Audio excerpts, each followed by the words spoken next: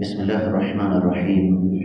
الحمد لله على إحسانه والشكر له على توفيقه وامتنانه، والصلاة والسلام على من أرسله الله بالهدى ودين الحق الداعي إلى رضوانه. قال الله عز وجل بعد أعوذ بالله السميع العليم من الشيطان الرجيم: تلك الرسل فضلنا بعضهم على بعض. اللہ رب العزت کی توفیق سے آج رمضان المبارک 1441 ہجری کا تیسرا دن ہے، اور ہم آج تیسرے پارے کا خلاصہ پڑھ رہے ہیں۔ یہ تیسرا پارہ سورۃ البقرہ کے آخری حصے پر اور سورہ آل عمران کے ابتدائی حصے پر مشتمل ہے۔ ابتدا میں رب کائنات نے ایک بڑے اہم مسئلے کی طرف اشارہ فرمایا، اور وہ یہ کہ انبیاء علیہ السلام میں سے کسی کا نام لے کر کسی نبی کو دوسرے نبی پر فضیلت دینا یہ درست نہیں۔ ایک مجموعی بات ہے کہ نبی علیہ السلام تمام انبیاء سے افضل ہیں، لیکن یہ کہنا کہ فلاں نبی سے بھی افضل، فلاں سے بھی افضل، یہ درست نہیں ہے۔ اس کے بعد اللہ رب العزت نے قیامت کی یاد دلا کے ہمیں تلقین فرمائی ہے کہ اس سے پہلے کہ قیامت آ جائے، خرید و فروخت کا سلسلہ رک جائے، تمہیں اللہ کی راہ میں مال خرچ کرنا چاہیے۔ اس کے بعد اللہ رب العزت نے آیت الکرسی ہمارے سامنے رکھی ہے، اور اس ایک آیت مبارکہ کی عظمت کا اندازہ اس بات سے لگا لیجیے کہ اس میں ایک آیت میں 17 بار اللہ کے مقدس ناموں کا ذکر ہوا ہے مختلف انداز سے۔ اور پھر نبی علیہ السلام کا فرمان ہے کہ فرض نماز کے بعد جو بندہ آیت الکرسی پڑھ لیتا ہے اس کے اور جنت کے درمیان صرف موت حائل ہے۔ اسی طریقے سے شیطان کے خلاف یہ بہت بڑا ہتھیار ہے۔ صبح و شام کے اذکار میں یہ شامل ہے، فرض نمازوں کے بعد یہ شامل ہے، اور رات کو سونے سے پہلے نبی علیہ السلام نے فرمایا جو آیت الکرسی پڑھ لیتا ہے وہ شیطان کے شر سے محفوظ رہتا ہے۔ اس کے بعد ایک بڑی اہم آیت مبارکہ ہے لا اکراہ فی الدین، دین میں زور زبردستی نہیں ہے، جس کا مفہوم لوگ غلط لیتے ہیں۔ لوگ سمجھتے ہیں کہ دین میں زبردستی نہیں، یہ دین پر عمل کروانے میں زبردستی نہیں، یہ بات غلط ہے۔ دین قبول کرنے کے معاملے میں زبردستی نہیں، جب دین قبول کر لیا اس کے احکامات پر سختی سے عمل کروانا یہ ہر اس انسان کا فرض ہے جو ذمہ دار ہے۔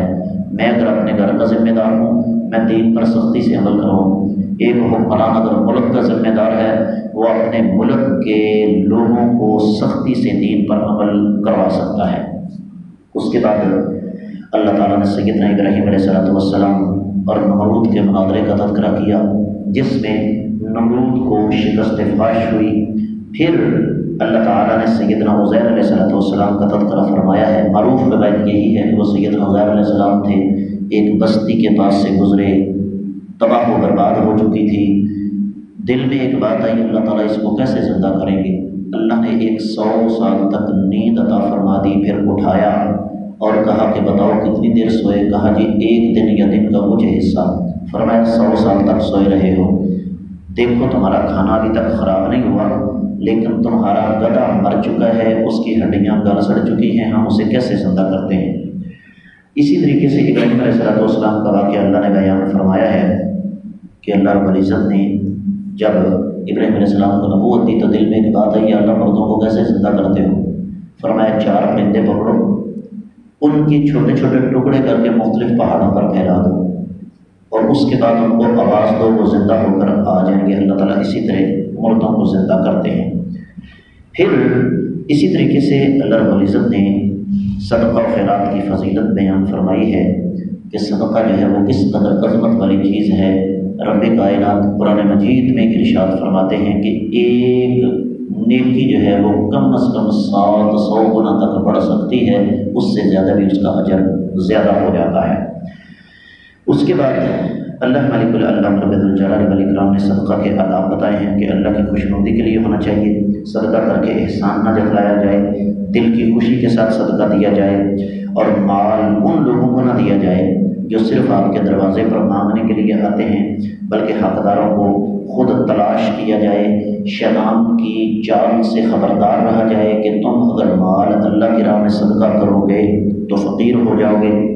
پھر اللہ نے قرض اور سود کے مسائل بیان فرمائے، قرض کے آداب کیا ہیں، سود کی حرمت پر رب کائنات نے بڑی تفصیل کے ساتھ روشنی ڈالی۔ پھر کسی کو ادھار چیز دے کر اس کی مہلت دینا، اس کا اجر و ثواب اللہ نے بیان فرمایا۔ پھر باری آتی ہے سورۃ البقرہ کی آخری 2 آیات مبارکات کی فضیلت کی۔ اللہ کے رسول صلی اللہ علیہ وسلم نے ارشاد فرمایا، جو شخص رات کو سورۃ البقرہ کی آخری 2 آیتیں پڑھ کے سو جاتا ہے، وہ 2 آیتیں اس کے لیے کافی ہیں۔ یہ یاد رہنی چاہیے، ہمیں یاد رکھنی چاہیے۔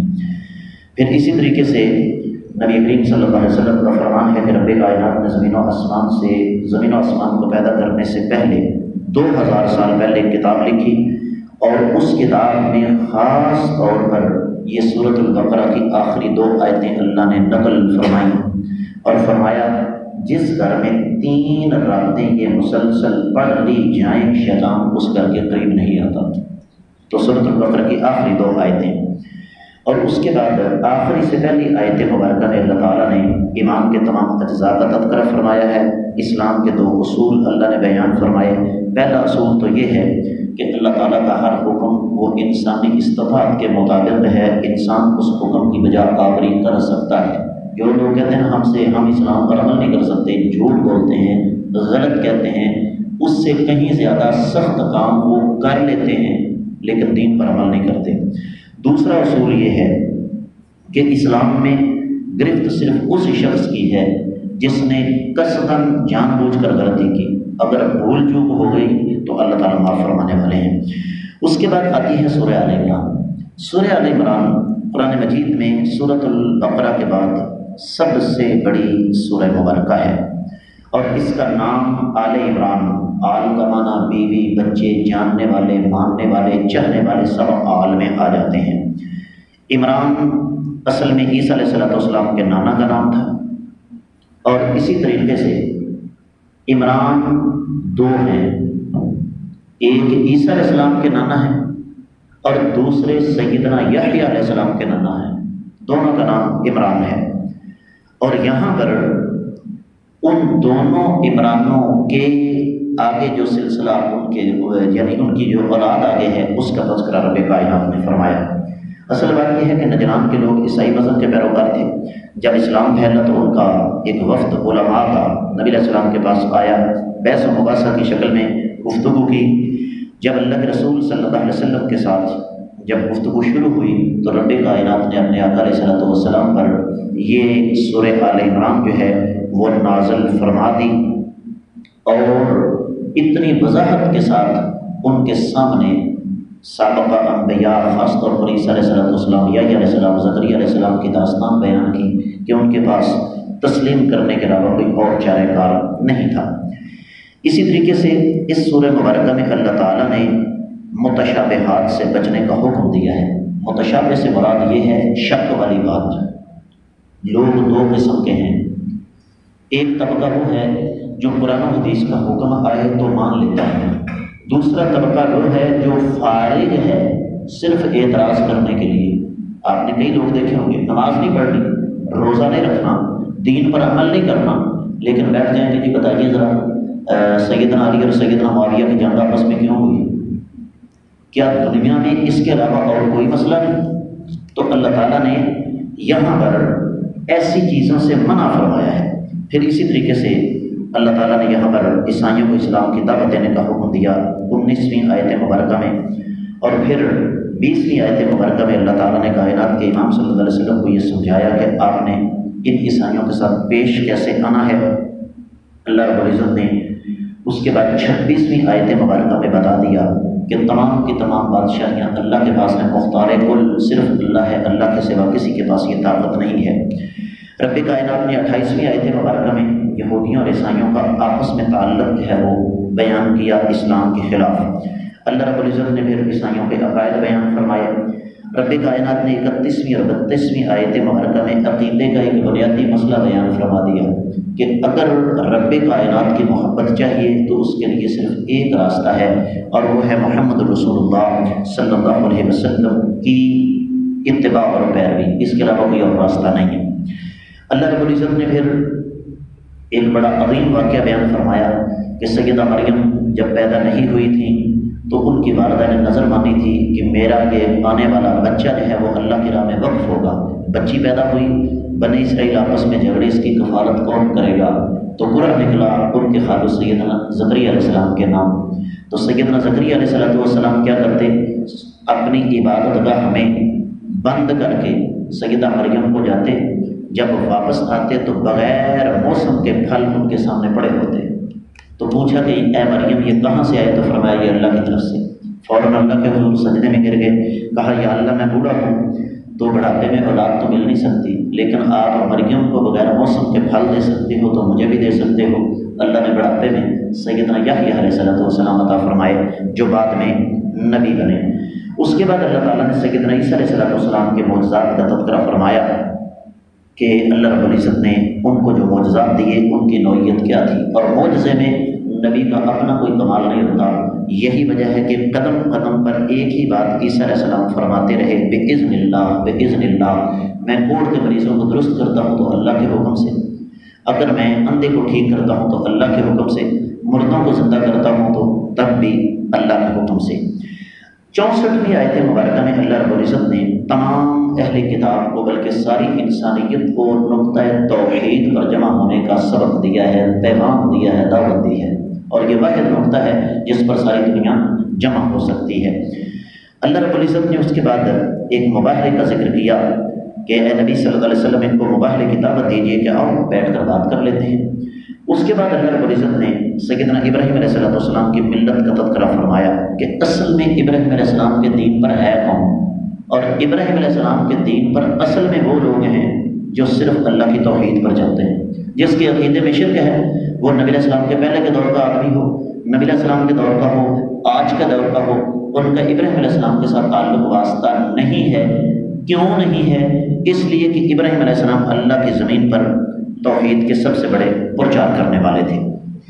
اس کے بعد اللہ رب العزت نے انبیاء کی دعوت کا خلاصہ بیان فرمایا کہ تمام انبیاء کی دعوت توحید سے اس کا آغاز ہوتا تھا۔ یہ 79ویں اور 80ویں آیت مبارکہ میں اللہ رب العزت نے بیان فرمایا۔